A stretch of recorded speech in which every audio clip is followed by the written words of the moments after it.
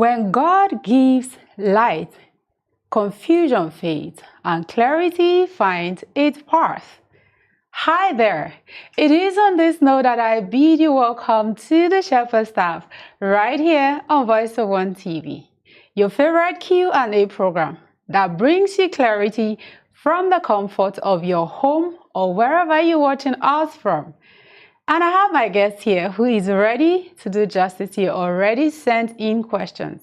And of course, the calls you will be making. But before I introduce my guest to you, we'll go on a quick time out. We will be right back. Stay with us.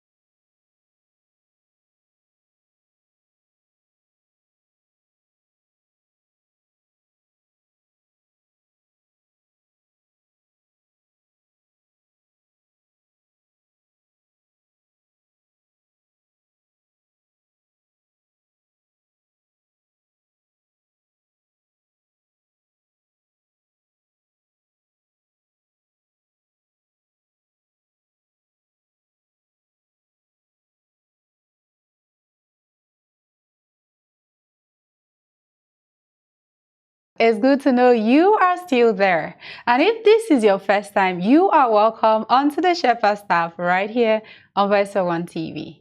Please, before we continue, I would love you to do us a favor by liking the broadcast, share the link with your loved ones, and drop a comment for us if you are watching us on our social media handles. God bless you. And my guest is right here with me. I'm glad you are. I'm sure you anticipate to see him. My guest is the resident pastor, RCM Mobile Barracks. Please make welcome Reverend Mike T. So it's good to have you on the show. Thank you very much. Oh, I look forward to us having a great time on the show today because this is your first time on the Shepherd staff. Yeah, same here. How are you, sir? I'm good. I hope it wasn't hard locating the place. Not at all. All right. So our first question, we are diving right in, and our first question borders on the home front. So this question is from Grace. She's from South Africa, and she says, "My husband is a man of God, but his heart seems completely consumed by ministry. I feel emotionally neglected, unheard, and lonely in my marriage. Whenever I try to express how I feel, he says I'm complaining or nagging. How do I handle this without resentment building up in my heart?" Okay. I would assume she's a Christian. Obviously. And her husband, is he a minister? Yes, a minister. All right. I see these are things we get to see every now and then as we push on in ministry. And that is because of the lack in balance. So for me, I would always like to use myself as a case study because I feel I have come to understand my own experience and the process I've been through as a person, as a married man, and as a minister. What I do is I always try to strike the balance because you want to fulfill your ministry and your assignment according to what you understand with God doesn't mean you should neglect your home front, which should be the foundation of your ministry, because a man without a home can't really boast much about fulfilling a ministry. So there is need for balance. Okay. You need to create time intentionally, deliberately for your spouse. And it is clearly written in scripture that we should not defraud one another. It means that, and the scripture says, a man should give due benevolence, as in you should ensure that everything your wife needs as touching her emotion should be given to her fully, completely. So scripture says that your body is not your own, the same way your spouse's body is not ours. So it is of necessity that you take time to ensure that your spouse is satisfied so that there won't be that gap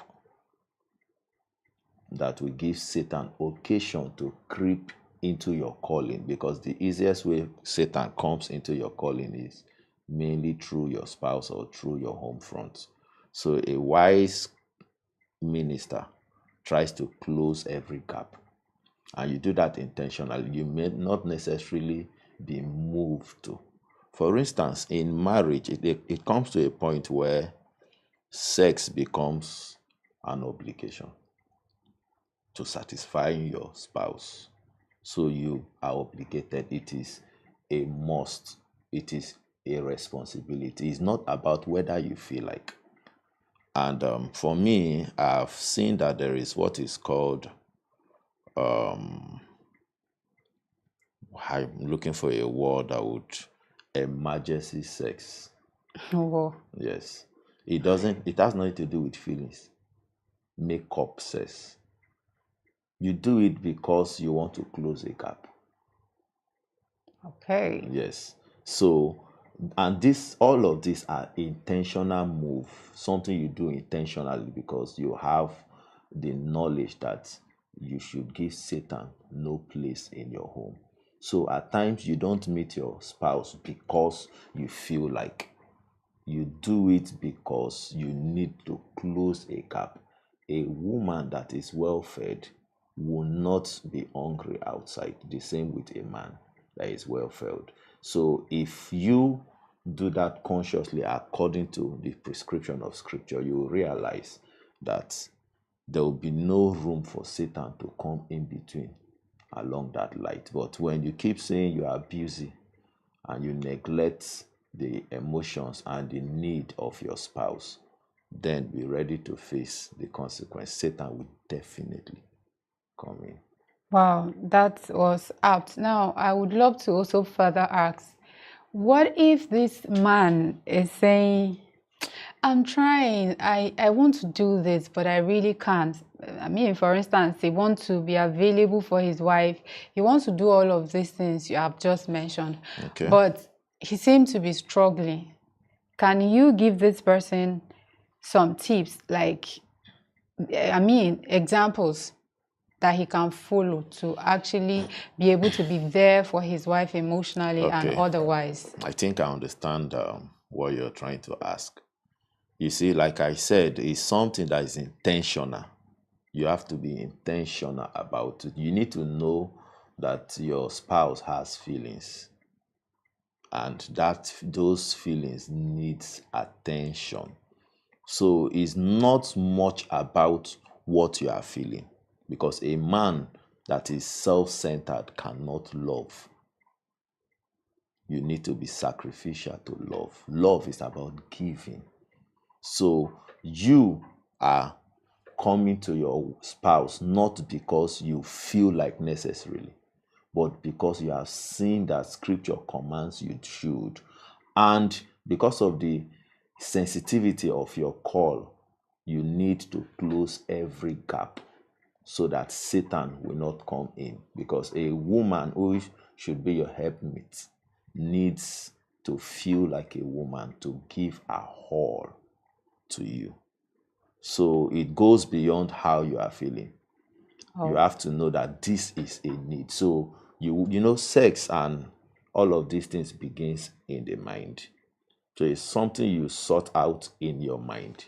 And when that is done, you will see that it will be a lot easier. And at times you begin mechanically. Yes, Mechanically. give yourself to it. Just keep trying it. See that, okay, this person needs attention. Create time. And you can just say, okay, this is family time. And the two of you have this understanding. You talk to yourselves. And another approach should be, or is, by you talking about it with your spouse. Many spouses don't talk about sex. They feel it's not that important. It's They a don't sin. discuss it. So you need to know what your spouse likes, how she likes it. Because the two of you, definitely the goal is to become one. Yes, know how she likes it, know exactly how you can help her. That way, once communication is there, it will become easier. So you won't be doing try and error.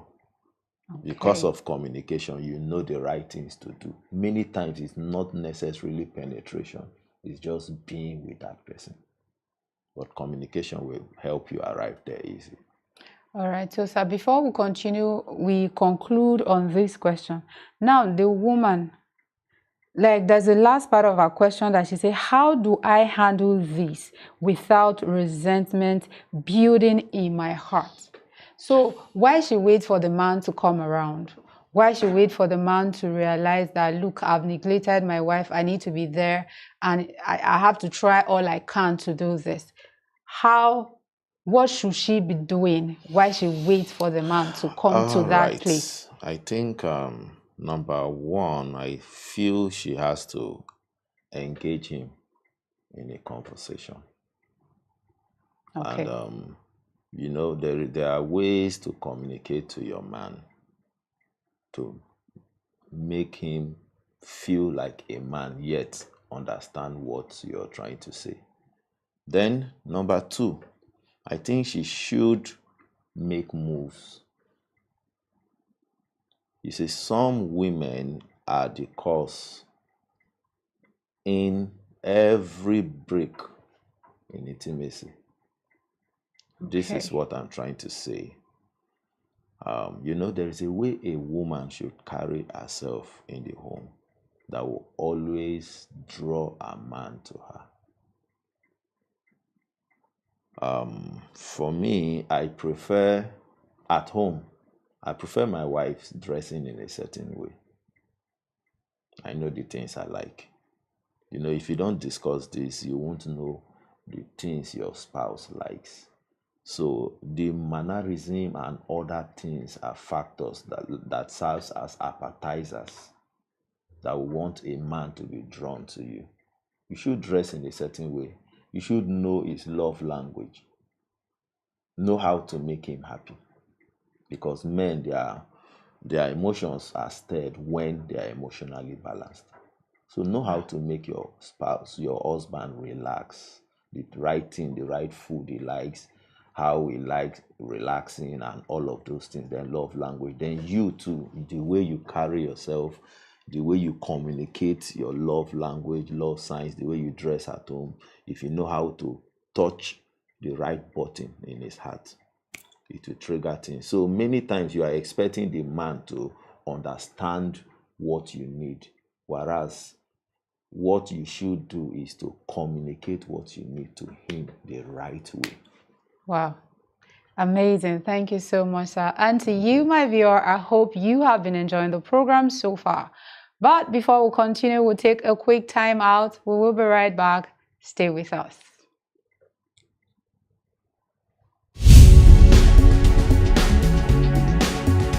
An epistle to the apostles in the marketplace.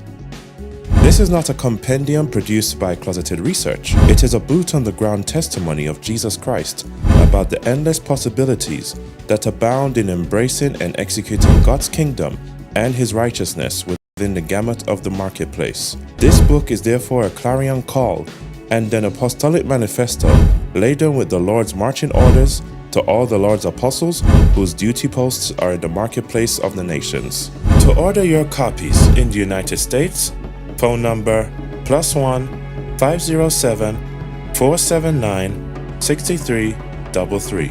In Ghana, phone number +233 548 491 524. In Kenya, phone number +254 790 923 812. In the United Kingdom, phone number +44 740 029 5511, or online at www.believersbookshop.co.uk. In Nigeria, phone number +234 803 356 9841. For those outside the listed countries above, they can order for both hard and soft copies from Amazon by entering the link below.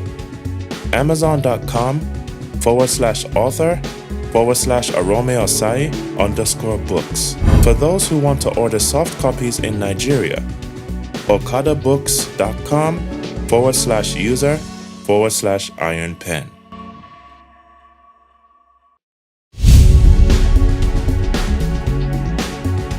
An epistle to the apostles in the marketplace. This is not a compendium produced by closeted research. It is a boot-on-the-ground testimony of Jesus Christ about the endless possibilities that abound in embracing and executing God's kingdom and His righteousness within the gamut of the marketplace. This book is therefore a clarion call and an apostolic manifesto laden with the Lord's marching orders to all the Lord's apostles whose duty posts are in the marketplace of the nations. To order your copies in the United States, phone number +1 507 479 6333. In Ghana, phone number +233 548 491 524. In Kenya, phone number +254 790 923 812. In the United Kingdom, phone number +44 740 0295511 or online at www.believersbookshop.co.uk. In Nigeria, phone number +234 803 356 9841. For those outside the listed countries above, they can order for both hard and soft copies from Amazon by entering the link below. Amazon.com/author/Aromeosai_books. For those who want to order soft copies in Nigeria, okadabooks.com/user/iron-pen.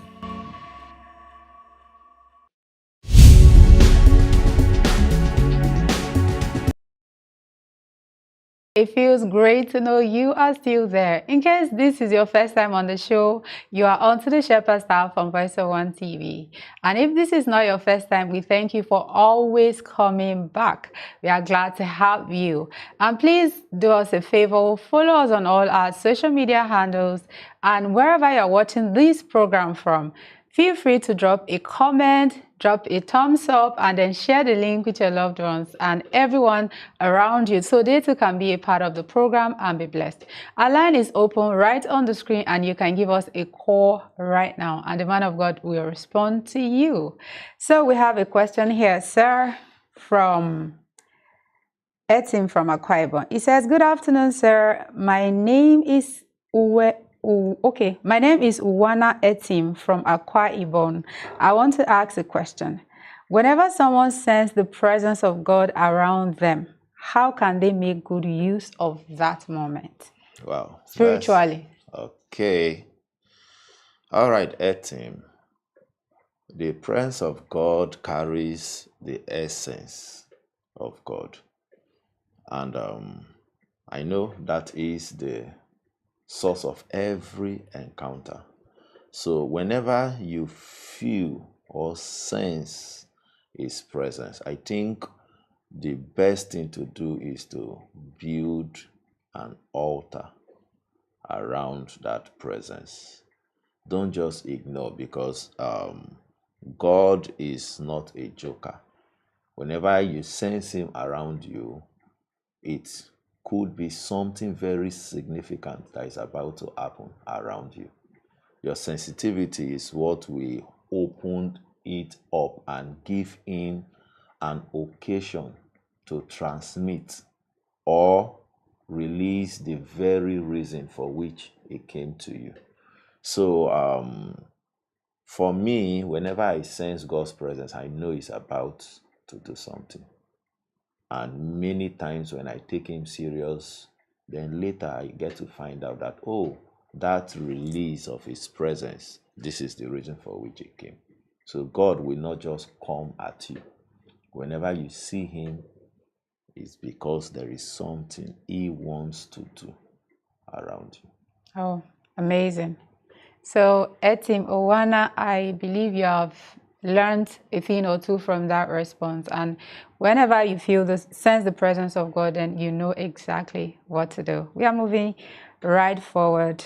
Our next questions borders on relationship. Okay. And this is from Michael from London. If I strongly believe God told me a particular sister is His will for me, does that automatically mean the relationship will go on smoothly? Wow, this is one of those questions I get to hear every now and then. And this is because when it comes to marriage, everyone wants the will of God.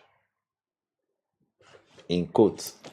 Yes. And many times I get to question what they mean by the will of God. Because for most persons, they never desire the will of God except when it comes to marriage. They don't seek the will of God when it comes to career jobs, the school they attend, the friends they keep, the businesses they are involved in. But when it comes to marriage, they feel they need the will of God. And you see, I always say this: you don't learn how to use a rifle in the midst of a battle, when there is war. Then in the midst of the war, when bullets are flying everywhere, you are asking someone to teach you how to use AK-47. I think before I believe that, okay, God spoke to you, I should have seen how God have led you through trivial things. That is where it starts, because the scripture says that God took the children of Israel about in the wilderness so that he can show them how to obey him.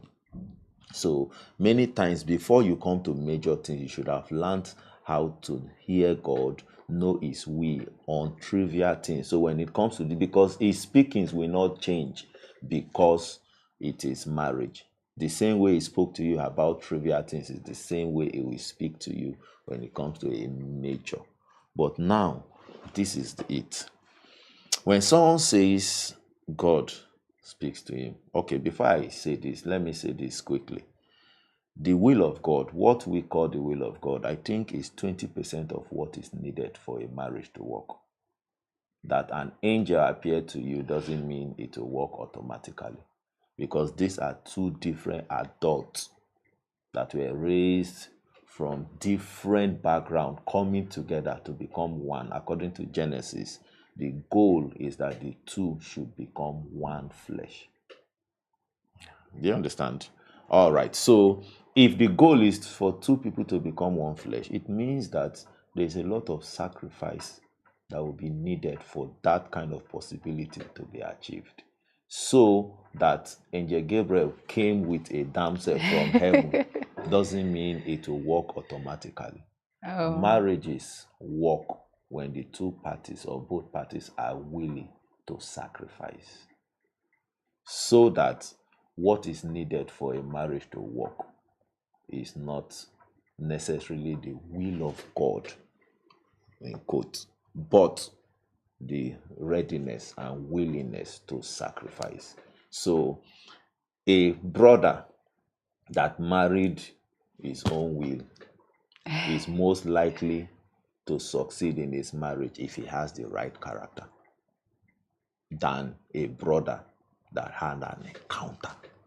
In the dream, the louvers and the doors were opening, and God spoke audibly that this is your wife. If you don't have the right character, you will kill the will of God. I think instead of laboring more on the supernatural, hearing God, doing all of those things, which is a fundamental factor, because I got mine from God. But I'm saying that what is keeping my marriage is not that God spoke. What is keeping my marriage is sacrifice, my readiness to adjust and fit into the woman that God has given me. I think that is where everyone should major on. Wow. Okay, so how about this category of people that would say maybe they're in a courtship with a sister, or a courtship is a brother, a sister is in a courtship with a brother, vice versa, right? And then the person wakes up and says, I think you're not the will of God for me. That's because maybe something didn't work out, like the way you are saying, character-wise, the person just realized that this sister is very stubborn, this brother is uncaring, and all that. Do you think that some persons actually did this because they lacked the discernment to understand that the fact that God told me it's not enough, there was something I needed to do, but they failed to do, and suddenly realized that this person is not God's way for me. Please go your way, let me stay on my own? Well, this is a very complex, simple but complex question. And for everything there should be a balance. My saying the will of God is not the main thing doesn't reduce the potency of hearing God.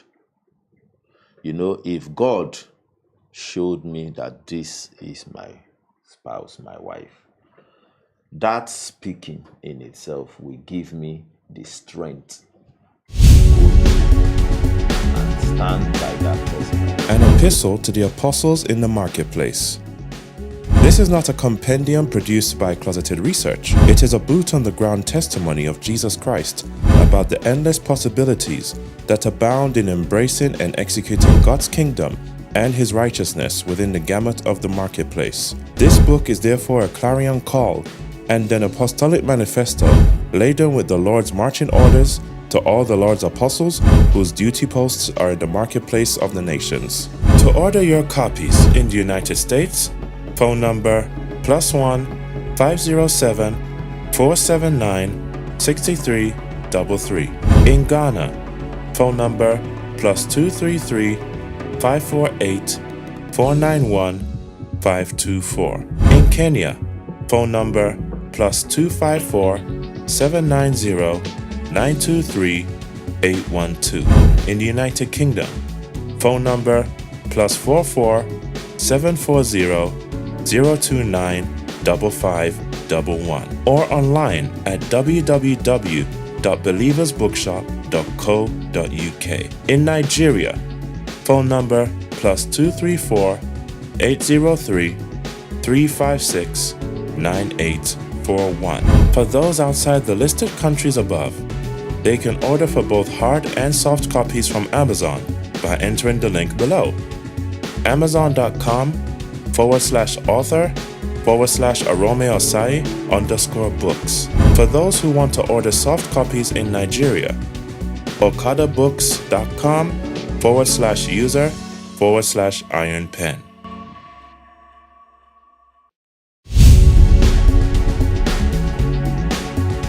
An epistle to the apostles in the marketplace. This is not a compendium produced by closeted research. It is a boot-on-the-ground testimony of Jesus Christ about the endless possibilities that abound in embracing and executing God's kingdom and His righteousness within the gamut of the marketplace. This book is therefore a clarion call and an apostolic manifesto laden with the Lord's marching orders to all the Lord's apostles whose duty posts are in the marketplace of the nations. To order your copies in the United States, phone number +1 507 479 6333. In Ghana, phone number +233 548 491 524. In Kenya, phone number +254 790 923 812. In the United Kingdom, phone number +44 740 029 5511. Or online at www.believersbookshop.co.uk. In Nigeria, phone number +234 803 356 9841. For those outside the listed countries above, they can order for both hard and soft copies from Amazon by entering the link below. Soft copies in Nigeria, okadabooks.com/user/iron-pen.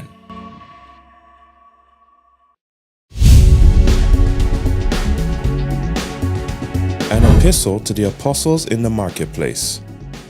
This is not a compendium produced by closeted research. It is a boot-on-the-ground testimony of Jesus Christ about the endless possibilities that abound in embracing and executing God's kingdom and His righteousness within the gamut of the marketplace. This book is therefore a clarion call and an apostolic manifesto laden with the Lord's marching orders to all the Lord's apostles whose duty posts are in the marketplace of the nations. To order your copies in the United States, phone number +1 507 479 6333. In Ghana, phone number +233 548 491 524. In Kenya, phone number +254 790 923 812. In the United Kingdom, phone number +44 740 029 5511. Or online at www.believersbookshop.co.uk. In Nigeria, phone number +234 803 356 9841. For those outside the listed countries above, they can order for both hard and soft copies from Amazon by entering the link below. Amazon.com/author/Arome-Osai_books. For those who want to order soft copies in Nigeria, okadabooks.com/user/iron-pen. Come back. We apologize for that interruption. We had a technical glitch. We are sorry. So before that happened, Reverend was answering a question that I had asked concerning if God tells you someone is his will for you, he or she is his will for you, and then you are in that courtship and you realize that this person lack character, or the brother is not caring or he's not kind. There was that part where you talked about the fact that the person needs a working to make the will of God work. That's right. But then when you find these things, or when brothers or sisters find these things and they walk away, does that mean they have neglected the work they were supposed to do, or are there times where that could actually work genuinely? Okay, I think I'll take a different approach this time. When we come to meet someone, we must bear in mind that that person is on his journey into perfection. Of course, there are things you would see in that person that indicates that he or she is still growing up, getting mature as an individual. So I feel there is room. You should give that person room to grow. When I got married newly, that was when I realized a lot of things about myself. I felt I was a good guy until I got married. I saw things I didn't believe existed. And then I saw things I never knew I could do.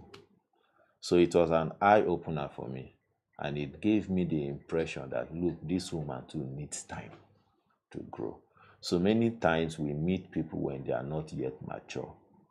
So we shouldn't be too quick, especially if God spoke to you concerning that person. Give the person time to grow. But there are some things that are red flags. That God spoke doesn't mean you must go back to him that, look, oh, I'm seeing this, I'm seeing this, I'm seeing this. You are just in a relationship and the guy is threatening to slap you. I believe you understand what I'm trying to say. So those are red flags. So if you are seeing something that is obvious, I think you should go back to your spiritual head and tender the matter that, look, oh, this relationship, this is what I am seeing. And it should be discerning to advise you accordingly. Amazing. So again, regarding relationship, Okay. I have a concern. From all that you've answered, there's this question in my heart. How about brothers that in 1 year stretch, they have proposed to like 5 sisters? They came to Miss B, God says you are his will for me. And then they go to Sister C. When Sister B has said, no, I'm not God's will for you, or she declines.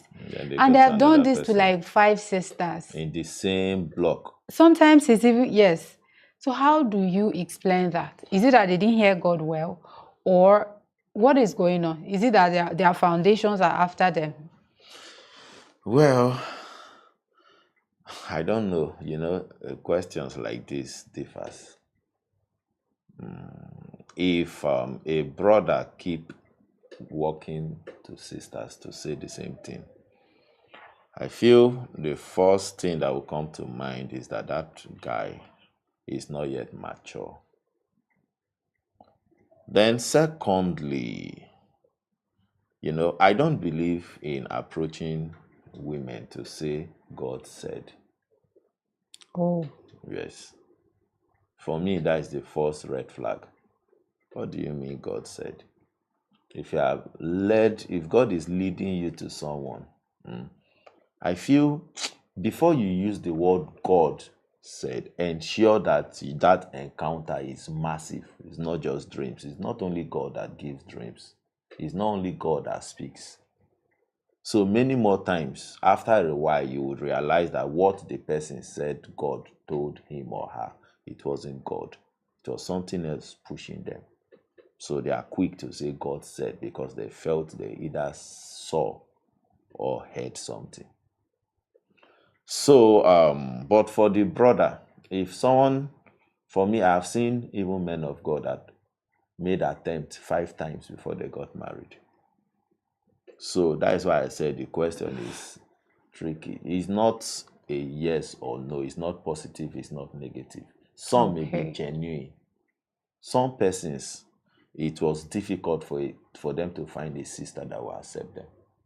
They met so many, and the ladies declined. And because a sister rejected me doesn't mean I will stop looking for my missing rib. I'll need to try again. And I'll keep trying until I find one. That is why the scripture says, he that findeth. So we shouldn't discourage a brother because 2 ladies in the same block said no to them. So should they stop asking or go elsewhere to find? So that's the question. So I feel the brother should continue as long as you are not asking 2 at the same time. That is where I feel he is wrong. If he is asking this one and asking another one, you know this saying, trying to put your eggs in many baskets. Oh. So that in case one basket, then you have another in another basket. So I feel it's possible the guy can be genuine and maybe circumstance or foundational issues are on his part. So because of that, it's difficult for a lady to say yes or accept his proposal. So it's not a bad thing, depending on the circumstance around this continual asking. Oh, wow, that's clear enough. Thank you so much, Reverend. This next one is from Adeze from Enugu State, and she's saying, what should I do when I begin to notice serious red flags in courtship, but my heart is already deeply attached? I know you've touched on things around this, but just to Okay. gain more clarity. You see, like our father had always taught us, before you begin any relationship, before your heart gets into it, make sure you report it to your authorities so that they will guide you through it.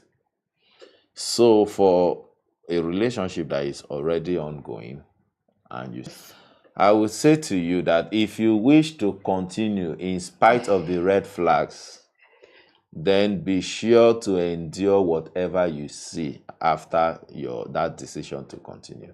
Because many times God will have you see the red flags so that you can easily escape the route that is ahead of you in the marriage. So I've seen persons that said love because of love. Many times love is not enough to keep a relationship or a marriage. There are many factors that comes to play.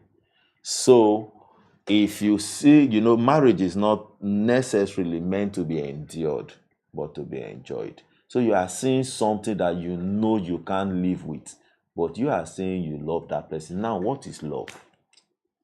For instance, because she's saying somehow what she's saying is she already loves the person. Yeah, she's Love is feeling not butterflies in her love is not stomach. feelings. Love is covenant. Feelings can dry up. When that man starts slapping you, or depending on the kind of red flags, she didn't indicate.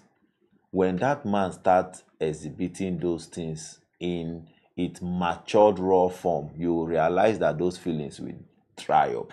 If you see couples fighting, there were seasons where they couldn't leave each other.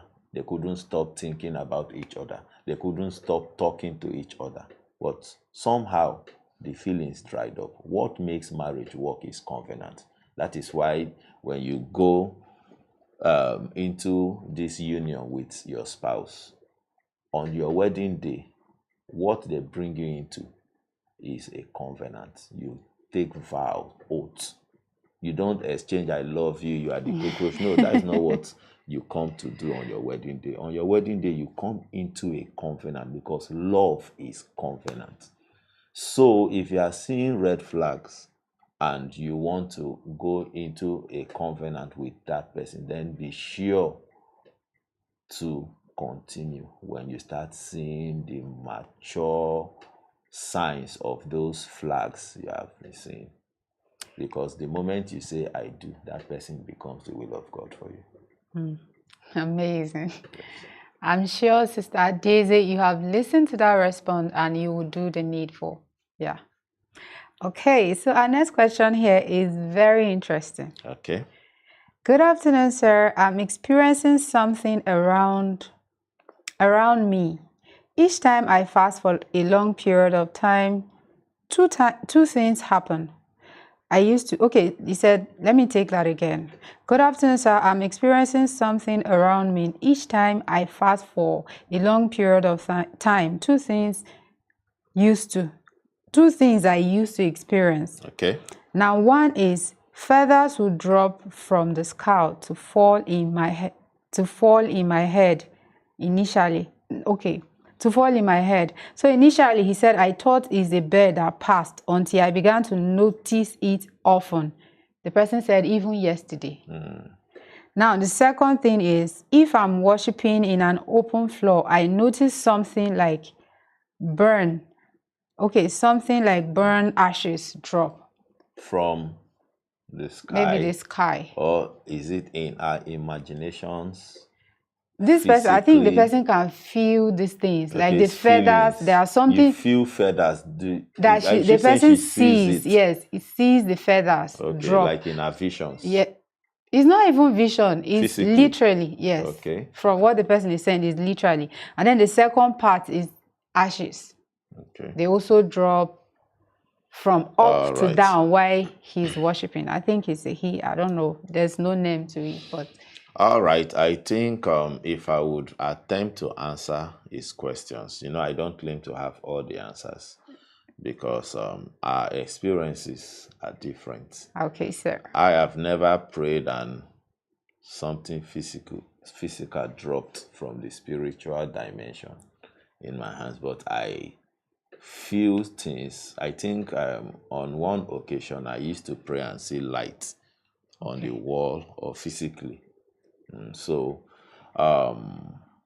what I would say to my brother is that the experience, if it's genuine, because that is what you need to ensure, that your experience is genuine, is from God. If it's from God, the first thing you need to understand is that God is trying to baptize you into something.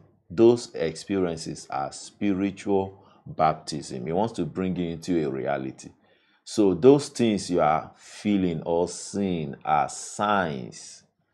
They are not pointing to themselves, but to something. So you need to labor to come into the spiritual knowledge of that which you experience. So it will take you building an altar around it, asking God what those things means, because until you know the meaning, it won't profit you and it won't profit anyone around you.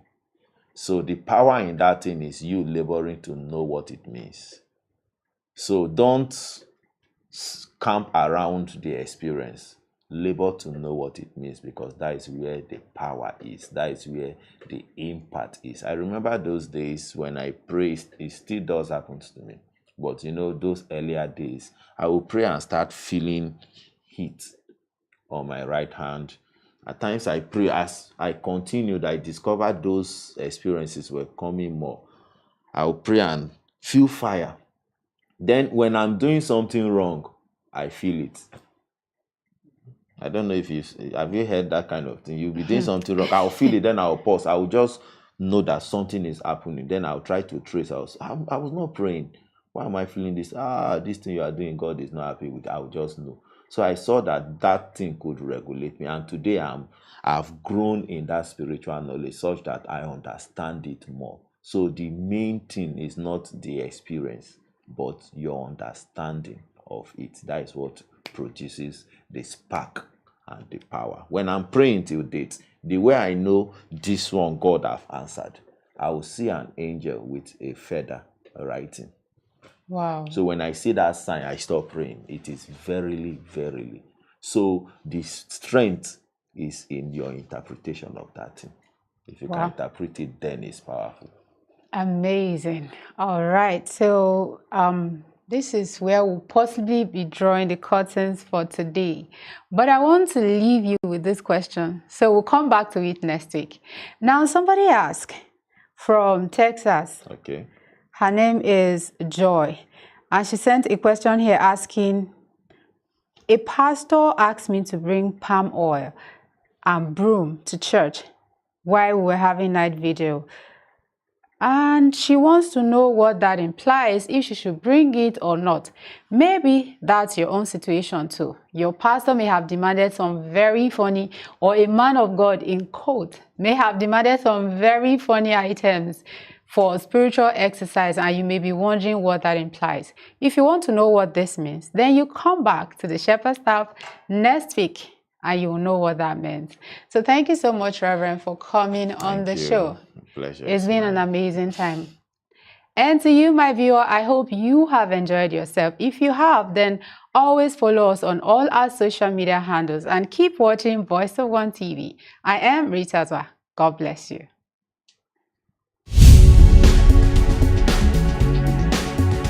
An epistle to the apostles in the marketplace. This is not a compendium produced by closeted research. It is a boot-on-the-ground testimony of Jesus Christ and his righteousness within the gamut of the marketplace. This book is therefore a clarion call and an apostolic